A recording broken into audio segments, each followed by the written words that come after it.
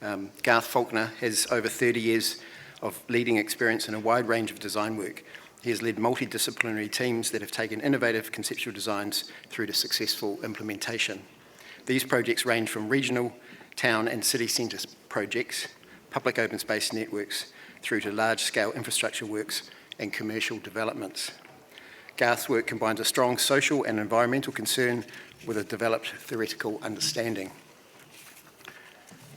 After failed attempts over 15 years to create a master plan for the Wanaka Town Centre, Garth organised a public meeting to discuss options of going forward. From there, a cross-community steering group was formed to address the challenges of a fast-growing but divided community. Please welcome to the stage Garth Falconer to talk about Wanaka Town Centre.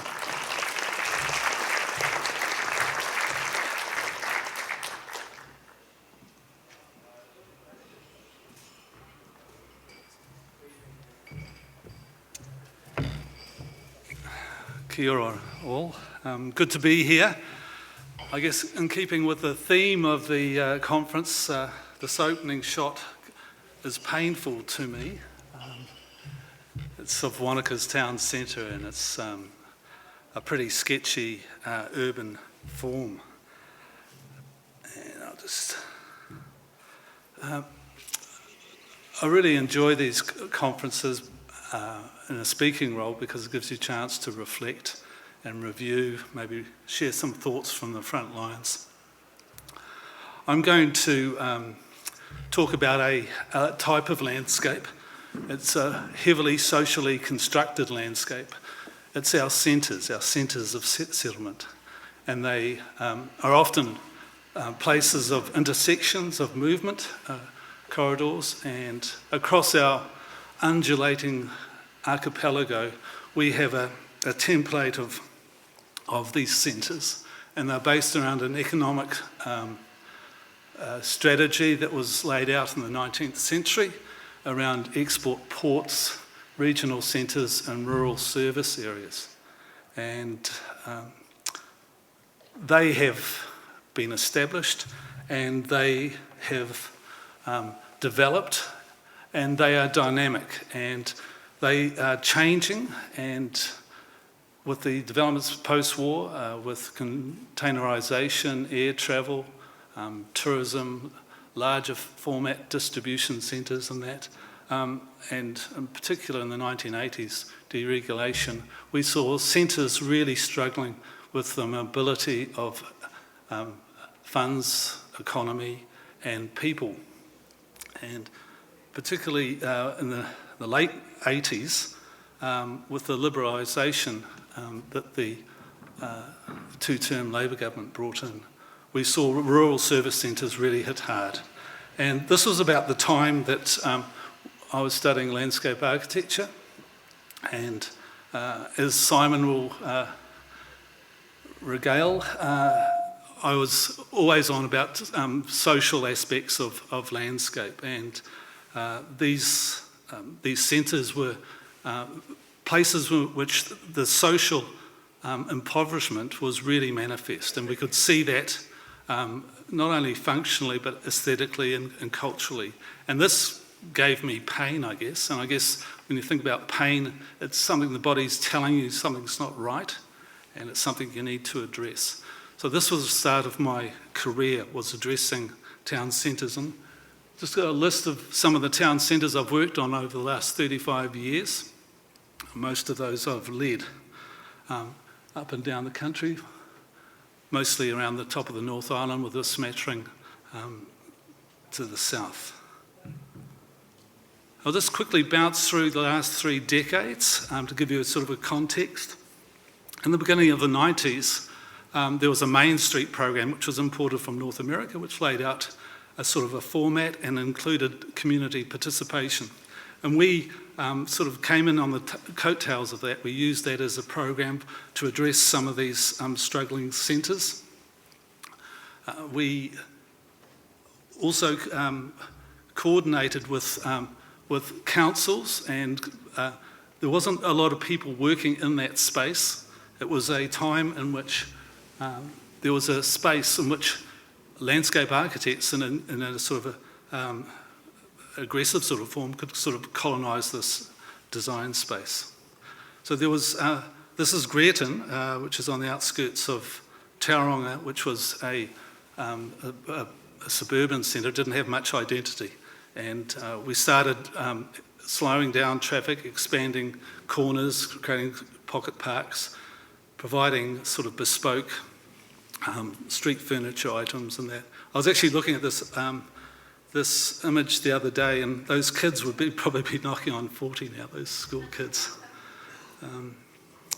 But what it was showing when we were working on these centres across the 1990s, and particularly these are widespread centres, and as I mentioned before, they were often rural service centres, was that collectively people could really work together in a resourceful way and reinstill a sense of pride and coordinate their local economy so it was more efficient and more effective to maintain their centre and maintain their identity and their exchange and their social events. In the 2000s, things became more sophisticated, and we were always reflecting about what we were doing and wondering whether it was just like a decorative sort of makeover, putting lipstick on the pig on failing centres, but we started introducing more sophisticated, more comprehensive programs, which included retail and traffic engineering. I think the City Mall project that Alan Gray worked on, and I think Nick Neal's here as well.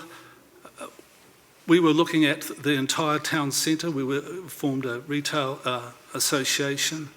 I remember one of the building owners complaining about the lack of, the difficulty with the existing earthquake laws that would hinder his development for accommodation at the time. We also worked in Matakana, which is a new town, and it was a new community which was formed based around a producer market, and it was a place in which sustainability was first really promoted as a collective identity maker for this new community. We saw in the 2010s to 20, and this is Hurstmere Road in Takapuna, which was designed in 2018 with James Paxton. Just a widespread adoption of these upgrade projects addressing this pain, I guess, across the country. Larger budgets, multidisciplinary teams, and a lot of money being spent on surfacing. We also saw the introduction of wider concerns to do with sustainability. We saw emphasis on cycling, public transport, LED lights, for instance, more provision for walking and gathering. There's also a time in which a lot of councils were adopting, staying true to Treaty of Waitangi principles and engaging in a partnership with local mana whenua and iwi. We started seeing iwi contributions and participation in these programs and manifesting in various forms, often in commissioned artworks. But what we were seeing was landscape architecture being part of this establishment, and our role of being that of an adjuster, making adjustments to society to address these areas of concern or impoverishment so that the society could maintain its status quo and could continue. But I've kept on working in different places, and these different places are important to me in the way that they give me opportunity to learn from different contexts. And recently I was working in Atataki, and it was very much a closed system. It's promoted as one of the jewels of the Pacific to visit. It's a lovely atoll sort of situation. But it was a really fragile ecosystem, which was really at a tipping point. There was leaching into the lagoon from septic tanks. There was a massive landfill that was hidden up the back of the hills. And there was a lot of fragmentation politically between the different villages, and everyone said, you'll never get all these people working together. But by clearly outlining what the issues were and how that would affect the people, we were able to stitch together a plan. It was called the Atataki Plan, working with the local island council, that has now been adopted by the government and is the plan, the high-level plan for the integration of a whole series of moves for that island communities start step by step addressing some of these issues. And this sort of formed the backdrop to the Wanaka situation. Now, Wanaka's pain is about growth. It's not one of these zombie towns where everyone's leaving.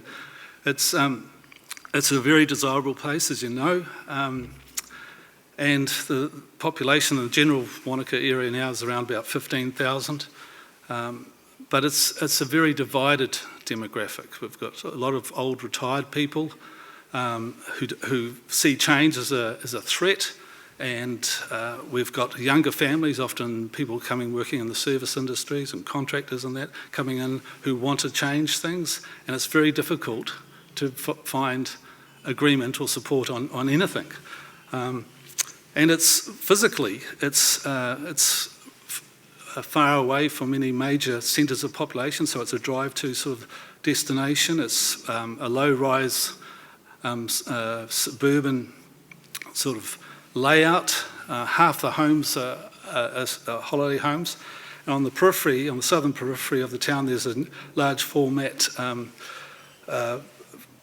park called Three Parks has opened up, is taking a lot of the retail spend out of the town centre, and we've only really got the start of walking and cycling networks and public transport. Also, the layout of the town is one that is difficult. There's kind of a fractured grid. 2019 plan failed to get adopted. It was a large scale, it was well done by a multidisciplinary team, but it failed to get support. And with that, there was no plan for coordinated or integrated development of Wanaka. And what we started seeing was piecemeal development and a lack of funding being drawn or being attracted to work in Wanaka, particularly around public works. That caused a whole lot of frustration and arguments around the community. So yeah, we called a public meeting that took place in 2021, and we had about 100 people come along, voice their concerns. Out of that, we elected a steering group which represented across the community, the different interest groups, and we've met for the last 2 years. We're still working on this plan. We're probably a month away from presenting it to the community board for endorsement. But the plan is very short. It's very highly illustrated, easy to access. It's making the development of support an easy sort of process with a very short vision statement, high-level guiding principles, high-level concepts, but laying out steps for progress going forward. And the plan looks like this. It's basically the head of the bay, and what was sometimes regarded as a green belt is actually part of the town centre, going from Wanaka Station Park right around to Lismore Park and AMP Showgrounds, the Pembroke Park, the town centre area.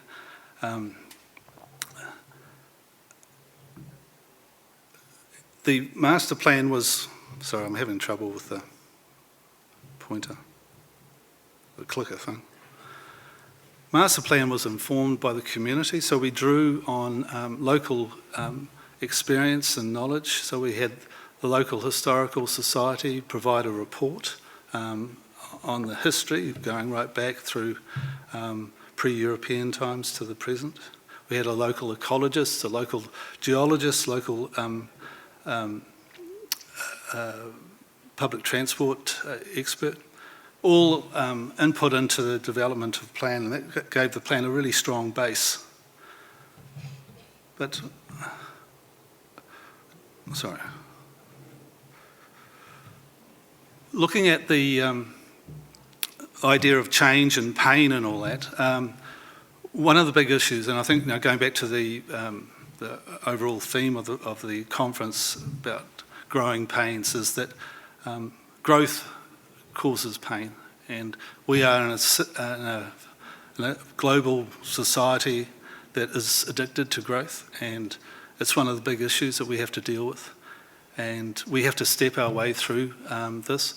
And climate change is a massive manifestation of growth problems, and it's a massive transition. And the approach that we've taken, sorry, I've gone past it.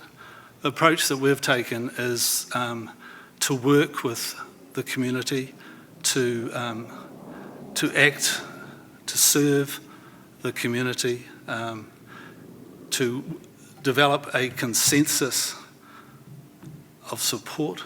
Oh, sorry, this is going all over the place. I mean, one of the major issues is obviously parking, and it comes up every time in these town centre plans. But working with compromise and not taking compromise as a negative thing. Compromise can be an agreed way forward, and there's an elegance to that, and you have to work with people to do that. And forward we must go, because what we found in 2019, the plans were good, but the transition was too vast, it was too dramatic, given the local community's makeup, that divided demographic. So, sorry. This is the lakefront stage 2. I think Renee worked on this with us. Once we make that transition, we can make steps happen that go out and sequence into the future. It is a journey, and we need to craft that as we go forward. I think we need to shift our focus from being a hero designer to being servants to society, to help this transition in our society that we are facing, or else we're really not doing our job, and we've got a lot of work to do. Okay, thank you.